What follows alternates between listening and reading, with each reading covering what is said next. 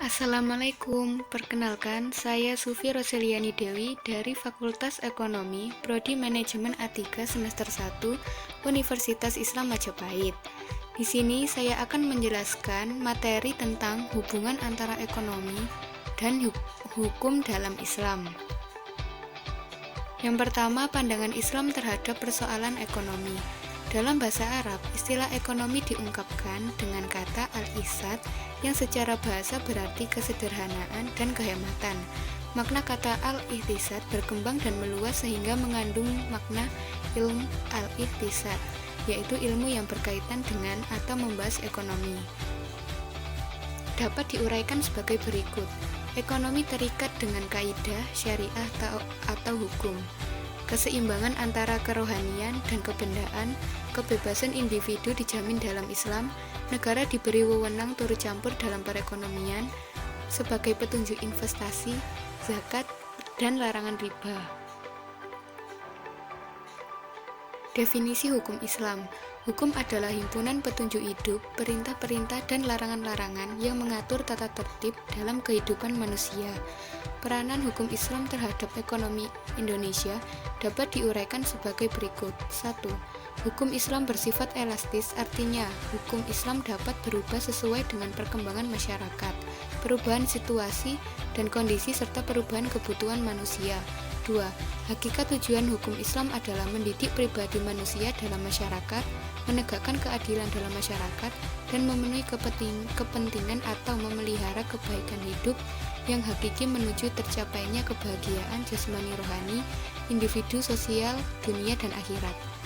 3. Lahirnya bisnis Islam seperti bank syariah, asuransi syariah, pegadaian syariah, dan lain-lain merupakan perwujudan perkembangan ekonomi Islam yang akan memberikan kontribusi bagi pembangunan ekonomi. 4. Hukum Islam memiliki peranan yang cukup penting dalam pembangunan ekonomi. Sistem perekonomian di Indonesia yang berdasarkan pada sistem ekonomi Pancasila, nilai-nilai Islam. Sebelum masuk kepada penjelasan tentang ekonomi sebagai bagian dari hukum Islam, saya akan menjelaskan apa itu syariah, fikih, dan hukum Islam.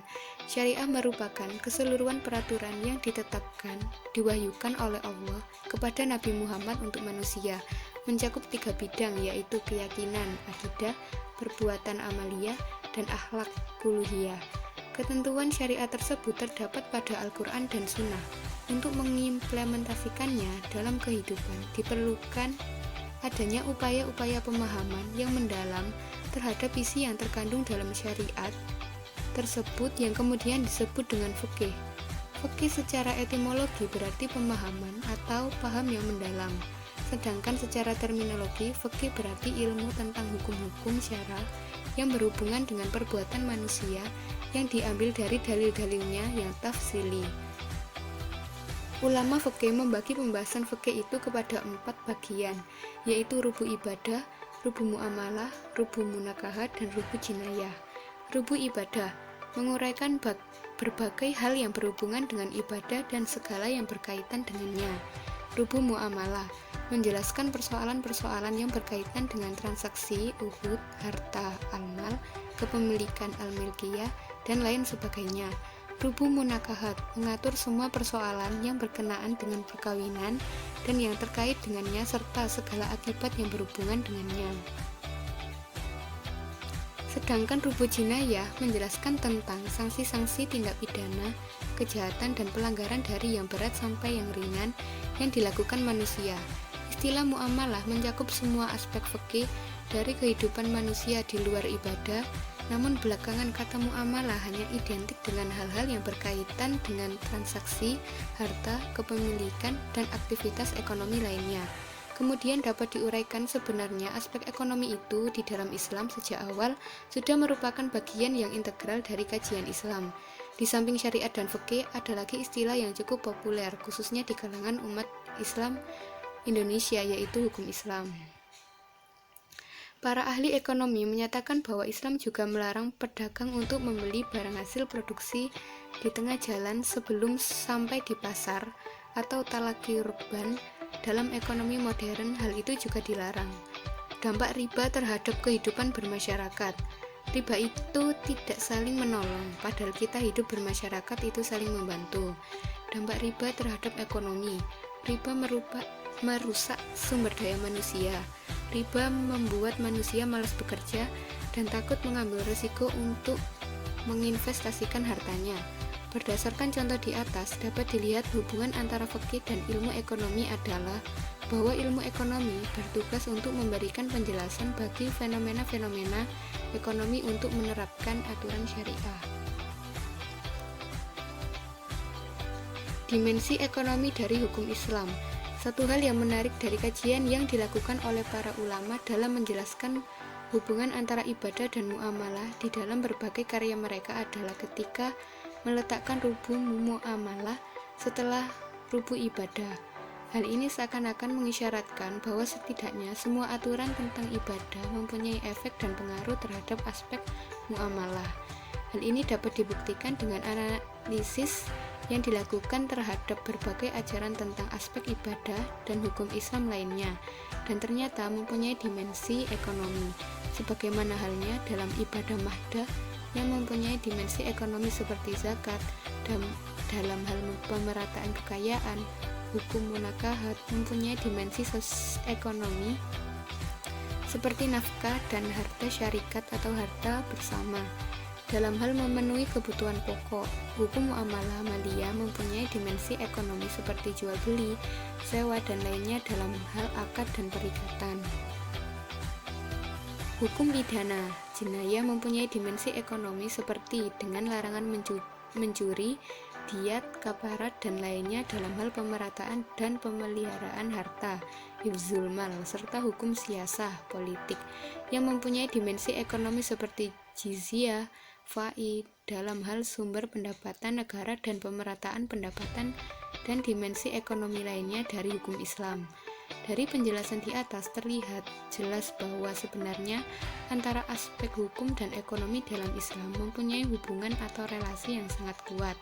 Hal ini disebabkan karena pada dasarnya semua aspek ajaran Islam tersebut merujuk kepada sumber yang sama, Al-Quran dan hadis, sebagai sumber hukum, Masadir al-Ahkam. Peranan hukum sebagai landasan yuridis ekonomi.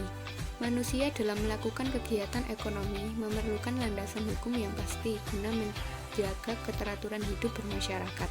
Manusia sering melakukan tindakan-tindakan yang didasarkan pada hukum. Diperlukan hukum yang tegas guna mengontrol kerentanan manusia untuk bersikap apologistik dalam mengambil kesimpulan. Dengan hal tersebut, maka Islam sebagai agama juga memberi aturan dalam hidup bermasyarakat lewat hukum-hukumnya yang menjamin manusia di dunia dan akhirat. Maka keberadaan hukum diharapkan mampu berperan untuk membentuk dan menyediakan peranata hukum serta sarana bagi peningkatan dan pembangunan kehidupan ekonomi nasional. Membentuk peranata dan sarana hukum bagi peningkatan kesejahteraan manusia atau warga negara Indonesia sesuai dengan harkat dan martabatnya sebagai manusia, membentuk peranata dan sarana hukum untuk membentuk terwujudnya suatu tata ekonomi internasional baru yang lebih adil, khusus untuk konteks ekonomi Islam, selain didasarkan secara normatif kepada Al-Quran dan hadis serta sumber-sumber hukum lainnya, juga secara formal didasarkan pada konstitusi dan peraturan perundang-undangan nasional. Berdasarkan prinsip syariah dan penjelasannya, dari sini dapat dipastikan bahwa peranan hukum sebagai regulasi yang mengatur tentang kegiatan ekonomi, khususnya ekonomi syariah, baik perbankan, asuransi, pasar modal, dan lain sebagainya adalah sangat menentukan stabilitas kegiatan ekonomi tersebut.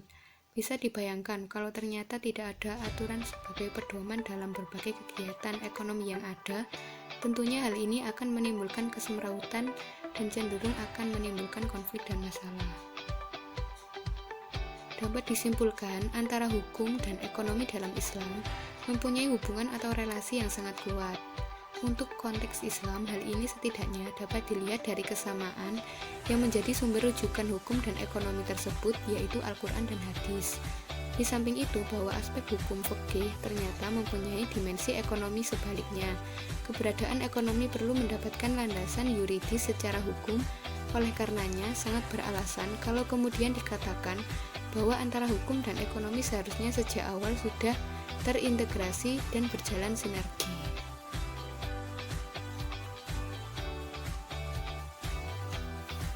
Sekian yang dapat saya sampaikan, kurang lebihnya mohon maaf. Wassalamualaikum warahmatullahi wabarakatuh.